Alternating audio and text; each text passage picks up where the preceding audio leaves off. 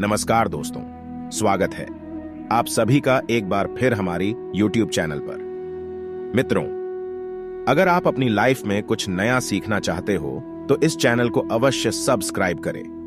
दोस्तों, आज हम आपको बताएंगे मनुष्य खास और हर मनुष्य से जुड़ी एक सामान्य सी जानकारी, जिसे जानने के बाद आप भी अचंभित हो जाएंगे। अगर आप अपने जीवन में धन हानि का सामना कर रहे हैं, परिवार में कलह सामना कर रहे हैं, तो उसका छोटा सा कारण है आपके नहाने की। दोस्तों, इसी के बारे में हम आज आपको इस वीडियो में बताएंगे कि नहाने के तुरंत बाद मनुष्य को भूलकर भी इन कामों को नहीं करना चाहिए, वरना उनके घर में कंगाली और बर्बादी देखने को मिलती है। दोस्तों, इसका सीधा सीधा कारण होते हैं हम स्वयं कुछ ऐसी गलतियां करते हैं जिनकी वजह से हमें परेशानियों का सामना करना पड़ता है। दोस्तों, नहाना इंसान के लिए बहुत ही जरूरी होता है और हिंदू धर्म में जो मनुष्य नित्य स्नान करता है उस बहुत ही बड़ा पुण्य का भोगी माना जाता है। नहाना मनुष्य के लिए जरूरी होता है।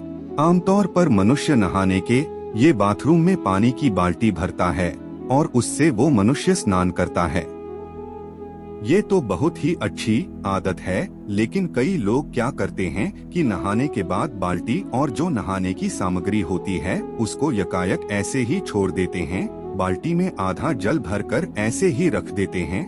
ये बहुत बुरी आदत है। नहाने के बाद बाल्टी को नहीं रखना चाहिए, उसे तुरंत ही उल्टा करके रखें। ऐसा माना जाता है कि नहाने के बाद जो पानी छोड़ दिया जाता है उसमें अगर घर का कोई दूसरा मनुष्य स्नान कर लेता है तो उससे उसकी उम्र घटती है और साथ ही साथ उस पर नकारात्मक असर पड़ते हैं। दोस्तों, हर मनुष्य अपनी किस्मत का धनी होता है। हर मनुष्य के पास अपनी सकारात्मकता होती है, नकारात्मकता होती है, जिसके अनुरूप अगर आपका समय बुरा चल रहा होता है और आप ऐसा काम करते हैं तो आपके परिवार के सदस्यों को भी उतना ही दुख देखना पड़ता है जितना आपको देखना पड़ता है। तो नहाने के तुरंत बाद आपको कभी भी अपनी बाल्टी में जल भरकर नहीं रखना चाहिए। इससे दोस्तों, एक तो ऐसे ही जल की हानि भी होती है और साथ ही साथ पारिवारिक सदस्यों को भी नुकसान का सामना पड़ता है। तो दोस्तों, कभी भी ऐसा काम नहीं करें। हाँ, अगर संभव हो तो आपको नहाने वाले शोबर का यूज करना चाहिए। इससे धरती का जल भी बचता है और साथ ही साथ आपके काम में पानी भी कम लगता है। अगर आप ऐसा नहीं करते हैं तो कोई बात नहीं, लेकिन आपको पानी भूलकर भी छोड़ना नहीं चाहिए ताकि इससे आपको बर्बादी का सामना नहीं करना पड़े। दोस्तों, एक बात और है कि कई लोग क्या करते हैं कि नहाने के बाद, खास तौर से पुरुष, अपने जो भीतर पहनने वाले कपड़े होते हैं, बनियान, अंडरवियर, कभी भी दोस्तों किसी महिला से इनको नहीं धुलवाना चाहिए। इन वस्त्रों को वस्त्र कहा जाता है और इन्हें मनुष्य को स्वयं ही धोना चाहिए। इसे वॉशरूम में ऐसे ही छोड़कर नहीं रखना चाहिए। खास तौर से रात्रि के समय तो इन्हें गीला करके भूलकर भी नहीं छोड़ना चाहिए। इससे घर में नकारात्मकता आती है और मनुष्य के अंदर अगर नकारात्मकता प्रवेश कर जाती है तो उसके जीवन में बहुत बड़े कष्ट मिलते हैं। तो दोस्तों, पुरुषों और महिलाओं को भी अपने अंतर वस्त्र स्वयं ही धोने चाहिए।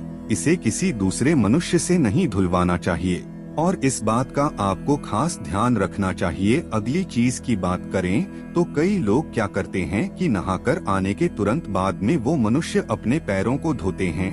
दोस्तों, आपको भूलकर भी ऐसा नहीं करना चाहिए। नहाने के बाद मन पवित्र हो जाता है और आपको भक्ति में मन लगाना चाहिए। आप अपने पैरों को धोकर वापस अशुद्धता का काम करते हैं। पैर धोकर आप सोचते हैं मन ही मन कि आप शुद्ध हो गए हैं, लेकिन हिंदू धर्म में ऐसा करना वर्जित माना जाता है।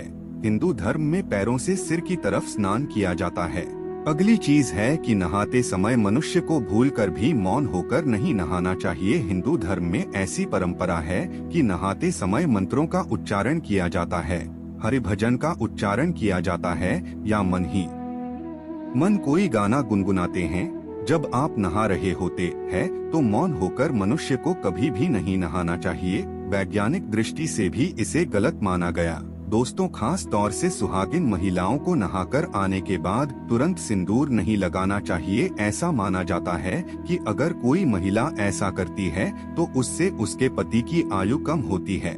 हाँ, सिंदूर तो नहाने के बाद ही लगाया जाता है, लेकिन जब आप नहाकर आएं तब ध्यान रखना है कि अगर आपके बाल गीले हैं तब आपको सिंदूर नहीं लगाना चाहिए। ऐसा करके आप सिंदूर का अपमान कर रहे हैं और इसके साथ ही आपके ऊपर नकारात्मक असर आते, नकारात्मक विचार आते हैं, तो आपको इसे लगाने से बचना चाहिए। हाँ, आप उसके बाद लगा सकते हैं।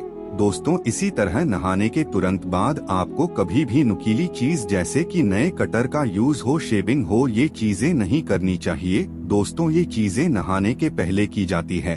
अगर नहाने के बाद आप ये चीजें करते हैं तो नहाने का पुण्य आपको हासिल नहीं होता है। कई लोग क्या करते हैं कि नहाने के तुरंत बाद अग्नि को स्पर्श कर लेते। नहाने के तुरंत बाद भूखे पेट कभी भी अग्नि को स्पर्श नहीं किया जाता है। अग्नि को भोग लगाने के बाद ही अग्नि को स्पर्श किया जाता है। तो दोस्तों, जब भी महिलाएं और पुरुष चाहे कोई भी हो, नहाने के तुरंत बाद आप चूल्हे को कभी नहीं छुए। ग्रामीण इलाके में जो रहते हैं, गांव में जो रहते हैं, वो इस बात को बखूबी जानते हैं। तो आपको क्या करना है, कुछ भी एक दाना या आप फल भी खा सकते हैं, उसको खाकर उसके बाद आप चूल्हे को, देव को हाथ जोड़ने के बाद माता अन्नपूर्णा से प्रार्थना करने के बाद छू सकते हैं, ताकि आपके घर और परिवार के लिए सदैव वो काम मंगलमय हो। तो पको, नहाने के तुरंत बाद चूल्हे को छूना नहीं चाहिए। दोस्तों, कई महिलाएं क्या करती हैं कि नहाने के तुरंत बाद श्रृंगार काम करती हैं। दोस्तों, हिंदू शास्त्रों के अंदर इसे वर्जित माना गया है।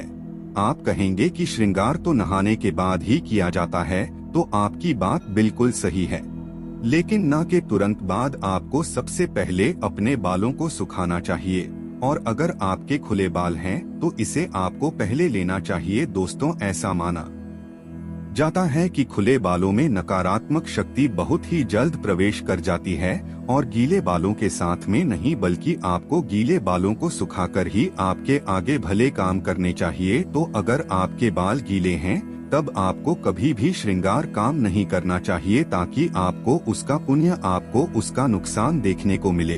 कई लोग क्या करते हैं कि नदी स्नान करते हैं, तो आपको ये जरूर ध्यान रखना चाहिए कि जब भी आप नदी स्नान करें तब नदी का स्नान करने से पहले सबसे पहले आपको अपने हाथों से, आप जब नदी के अंदर प्रवेश करें तब आपको नदी माता को प्रणाम और साथ ही अपने स्वास्थ्य की अच्छी मनोकामना मांगने के साथ ही नदी में प्रवेश करना चाहिए। और जब आपका स्नान पूरा हो जाए तब आपको ध्यान रखना चाहिए कि जल की कुछ बूंदें आपको भगवान सूर्य देव को अर्पित करनी चाहिए।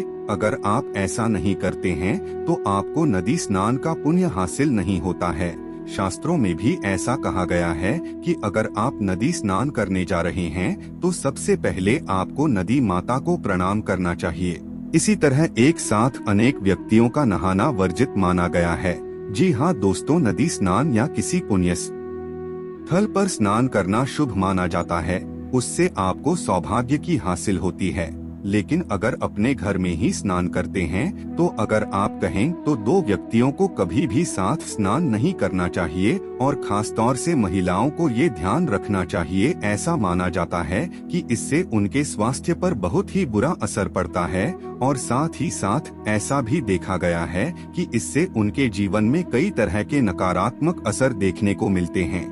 इसी तरह नहाते समय मनुष्य को अपना मुख कभी भी दक्षिण दिशा नहीं रखना चाहिए। दक्षिण की तरफ मुख करके कोई भी मनुष्य यह स्नान करता है तो ध्यान रखें, ये दिशा पितरों की दिशा मानी जाती है। एक बार ऐसा हुआ तो कोई बात नहीं, लेकिन अगर आप ऐसी गलती बार बार कर रहे हैं, लगातार आप ऐसा कर रहे हैं, तो आपके ऊपर पितरी दोष हावी हो जाते हैं, तो आपको इससे बचना चाहिए। दोस्तों, इसी तरह माना जाता है कि सूर्यास्त के बाद कभी भी स्नान नहीं करना चाहिए, खास जब सूर्य अस्त हो रहा है समय। उसके बाद आप गर्मी की थकान में रहते हैं और कई मनुष्य स्नान करते हैं।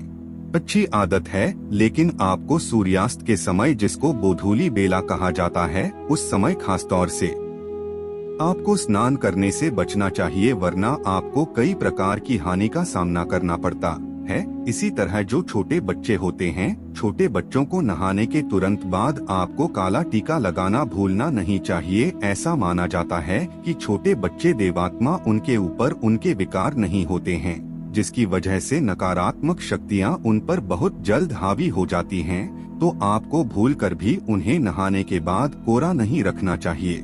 तुरंत बाद काला टीका लगा लेना चाहिए ताकि उनको कभी भी बुरी शक्तियों का सामना न करना पड़े और बुरी शक्तियां उनको कभी भी परास्त नहीं कर पाएं। आशा है कि आज की इस प्रस्तुति में बताई गई जानकारी आपको अच्छे से समझ आ गई होगी। वीडियो अच्छा लगा हो तो एक लाइक अवश्य कर दें। धन्यवाद वीडियो के अंत तक बने रहने के लिए।